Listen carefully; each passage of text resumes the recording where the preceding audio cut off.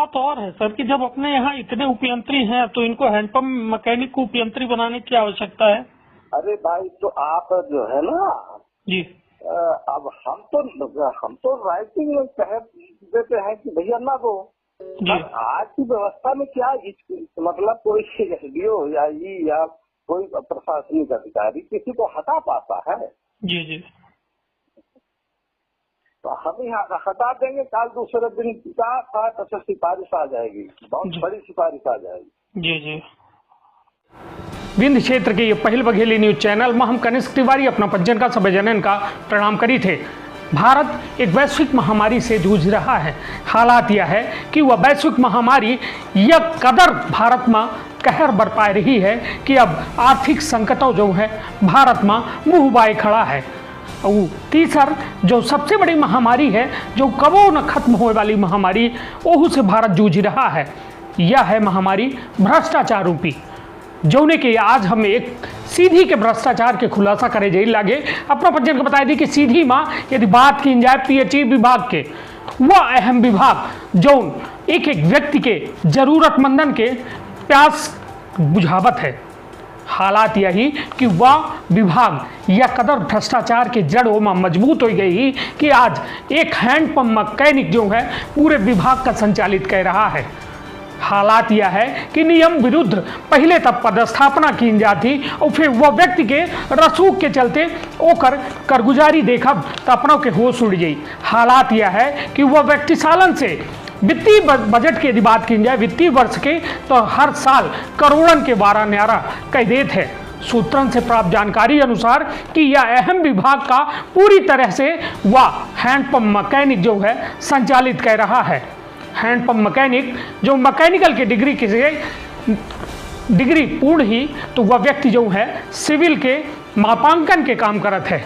जबकि अपना पंचन का बता दी कि 19 फरवरी 2019 का जबलपुर के अधीक्षण मुख्य अभियंता के द्वारा एक आदेश में साफ तौर पर यह बात के उल्लेख किया रहा कि मैकेनिकल वाले व्यक्ति से जो है मापांकन के काम न कराबा जी। किंतु सीधी माँ यदि बात की जाए पीएचई विभाग के, तो खुलेआम नियम कानूनन के धज्जी उड़ाई जाल लगी। वह हैंडपंप मैकेनिक खुलेआम जो है मापांकन के काम के साथ साथ हैंडपंप मैकेनिक होए के साथ साथ वह आज सीधी के उपयंत्री के पद में करोड़न के वारा न्यारा कह रहा है। खुलेआम जो है राजनीति संरक्षण के चलते अब वह व्यक्ति सर्वे सर्वा बना बैठा है। अपना पंचायत को बताया दी कि वह व्यक्ति के अंतर्गत 2-3 फर्म हैं जो अन्य लोगन के नाम से हैं और वह व्यक्ति उ फर्मन के माध्यम से लंबा खेल रहा है। उ फर्मन के काम है कि वो संधारण करें, जो ब्लॉक बाई ब्लॉक संधारण के फर्म बनाई गई हैं। जो उ फर्म में अपना पंचायत का बताया दी कि सबसे बड़ी बात थी कि 3 फर्म हैं जो रानू कंस्ट्रक्शन कंपनी उपनी, ओम साई कंस्ट्रक्शन कंपनी उपनी और आयान कंस्ट्रक्शन कंपनी भलुहा। ये तीनों कंपनी के यदि बात बताई तब पर्दे के पीछे वह हैंडपंप मैकेनिक है जो वर्क ऑर्डर जारी करके अपने मन मुताबिक बिलन के भुगतान कराए ले थे। और स्थिति यह है कि ये से जो है शासन का तो करोड़न के चूना लगता ही है, किंतु जनता का उचित सुविधा नहीं प्राप्त हो। और हालात यह है कि या पीएचई विभाग के सबसे बड़ा घोटाला तो वह जगह होता है कि जब गर्मी में हैंडपंप के संख्या के बढ़ोतरी होती ओ का मद आवत है और वह मद में हैंडपंप कैसा खोदे जाते हैं कि सीधी जिला के अंदर 90 मीटर के जो है सत्यापन होते हैं। 90 मीटर तक के हैंडपंप खोदे के अधिकार होते हैं। तो कहों 3500 मीटर में पानी निकली आवत है, किंतु ओ माँ 90 मीटर के बिल बनाए के लंबा वारा न्यारा की जात है। यह पूरा मामला यह बहुत पहले से उजागर भा है, किंतु अपना पंचायत को बताया दी कि वह हैंडपंप मैकेनिक जो आज सर्वे सर्वा है वो अपने रसूख के ऐसा इस्तेमाल करत है कि बड़े बड़े अधिकारी ओके आगे नतमस्तक रहा थे। और हालात यह है कि खुलेआम अपने रसूख के चलते आज तक वह अपने वह पद में विद्यमान है और खुलेआम शासन का लंबा चूना लगा रहा है। तो हम बचे तो यह कोरोना वैश्विक महामारी से जीत पाए जाब और आर्थिक मंदी सुबरियाब, किंतु यह भ्रष्टाचारी रूपी राक्षस से कैसा निजात पाऊं। अब अपना खुदो सोच सकी थे कि आज सालन से चली आ रही यह प्रथा आज वो जारी है, और वैसा भ्रष्ट अधिकारी जो सीधी माँ पदस्थ थे और खुलेआम जो अपने काम का छाण के दूसरे विभागन में हस्तक्षेप कर रहे हैं। और हालात यह है कि हैंडपंप मैकेनिक पहले तो नियम विरुद्ध पदस्थापना होती उपयंत्री बनाए जाते हैं, जबकि एक रीवा के आदेश के मुताबिक अपना पंचायत का बता दी कि यह आदेश जो है लोक स्वास्थ्य यांत्रिकी विभाग रीवा मंडल के द्वारा जो जारी कीनगा ओमा साफ तौर पर लिखा है कि यदि उपयंत्री अपना पंचन के यहाँ नहीं आई तो उन्हें जो है आदेश के अनुसार एक हैंडपंप मैकेनिक का उपयंत्री बनावा जा सकता है, किंतु उपयंत्री उपलब्धता होने के बाद वह हैंडपंप मैकेनिक का उपयंत्री के पद से अपने आप हटा दी जाए चाहिए, किंतु यह खुलेआम बेदस्तूर जारी है और काला कारनामा है जो उन्हें कर पर्दा डाला जाता है। न कबो जनप्रतिनिधि आवाज उठावे न को उठावे, काहे कि यह विभाग आम जनमानस से जुड़ा है। ऐसे हमारा दायित्व बनत है कि अपना तक सही जानकारी पहुँचे, काहे कि यदि घोटाला अपना से जुड़ा हुई तो हम ओका उजागर करब, चाहे ओके खातिर कौनो कीमत अदा करे पड़े। हालात यह है कि अपना पंचायत का बता दी, जब यह पूरे मामला में हमारे द्वारा दिवाकर सिंह से बात की गए तो उनके द्वारा खुलेआम तौर पर कहा गया कि यदि हम पचे एक्शनों ले तो बड़ा दबाव आ जी, और बड़ा दबाव आ जी तो हम पचे फिर से वह करे में मजबूर हो जाए। ऐसे एक्शनों नहीं ले इसकी, किंतु अब एक बड़ी विडंबना है कि अधिकारी क्या करें, काहे कि एक भ्रष्टाचारी का संरक्षण देव हमारे जनप्रतिनिधि लगे लागे तो यह बेहद दुर्भाग्यपूर्ण है। और सुनी पूरी वार्तालाप के इसे पूरी वार्तालाप के सलगा अंश जौने माँ आज सीधी के पीएचई विभाग के कलई खुल जी। बहुत बहुत धन्यवाद, प्रणाम। हेलो हेलो सर, नमस्कार। हाँ पत्रकार कनिष्ठ तिवारी बोल रहा था सर, सीधी से। हाँ सर, एक जानकारी चाहिए थी हाँ कि ये जो मुख्य अभियंता जो जबलपुर के हैं उनका एक 6 फरवरी 2019 को लेटर जारी हुआ था हाँ कि किसी जो मतलब मैकेनिक जो हैंडपंप मैकेनिक वगैरह हैं इनसे जो है मापांकन का काम नहीं कराया जाएगा। हाँ हाँ तो अपने यहाँ शायद एक पुष्पेंद्र सिंह करके कोई हैंडपंप मैकेनिक है, उनको उपयंत्री एक तो बनाया गया है और उनसे ये सारे काम कराए जा रहे हैं मापांकन वगैरह। क्या कहेंगे इसमें? अब उसमें क्या है कि ये लोग कुछ कोर्ट चले गए थे पूरा संगठन जी और संघ कोर्ट से इनको स्टे मिल गया था संगठन को जी।